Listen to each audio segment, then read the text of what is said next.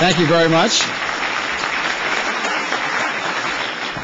Patrick, Tom, thank you for your long help on this issue. I started this in January of this year, never imagining that we would be here 41 days from the expiration of the guarantee that President Maliki, Prime Minister Maliki, has given us. 41 days. We have wasted nearly 300 days because the government of the United States of America could not get off its butt and figure out what we stood for as a country, and that is fundamentally wrong. I want to talk first about the United Nations.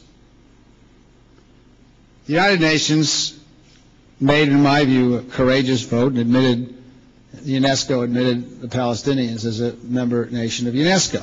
For that, the law in the United States demands that they be prevented from getting any contributions from our Congress. It's about 20% of their budget.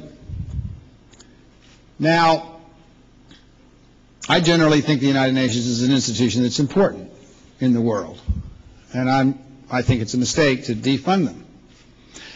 But yesterday, the person who is representing the United Nations made the ridiculous suggestion that the people from Ashraf be redistributed inside Iraq, and that somehow, without any guarantee of protection either from the United States or the United Nations, they would be fine.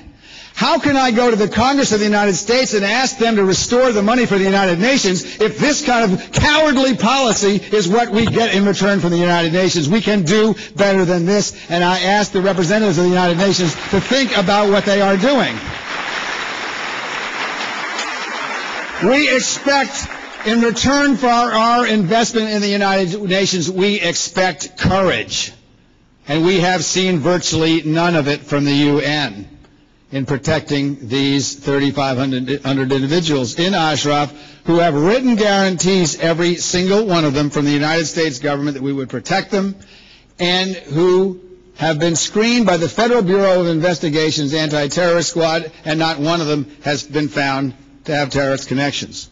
Explain to me, Martin Kobler, what rationale you give for what you have done, which is essentially to sign the execution okay for 3,500 unarmed civilians. That is not what the United Nations is supposed to be doing.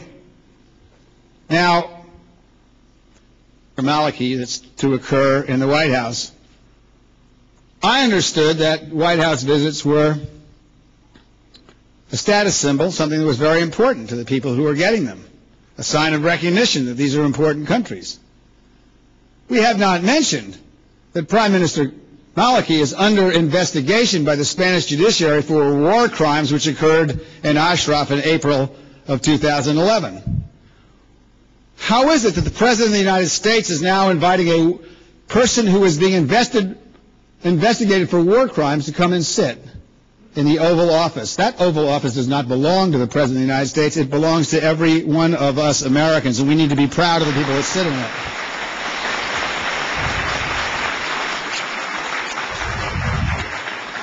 There is not any question that the Prime Minister sent Iraqi troops into Ashraf on April 8th of 2011, and that 36 Ashrafi were murdered in cold blood by the troops that were sent by Maliki. That means that if that evidence turns out to be true, and I believe it is true, that he will in fact be convicted in the Spanish courts of war crimes. I believe that Nouri al-Maliki, the man who we enabled to be elected Prime Minister of Iraq, is a war criminal. The United States government needs to pay attention. We get reassured that they are paying attention. It is not enough to say you are paying attention. We have 41 days left. 3,500 unarmed people in the desert in Iraq, charged, told by the American government that they were going to be protected in writing.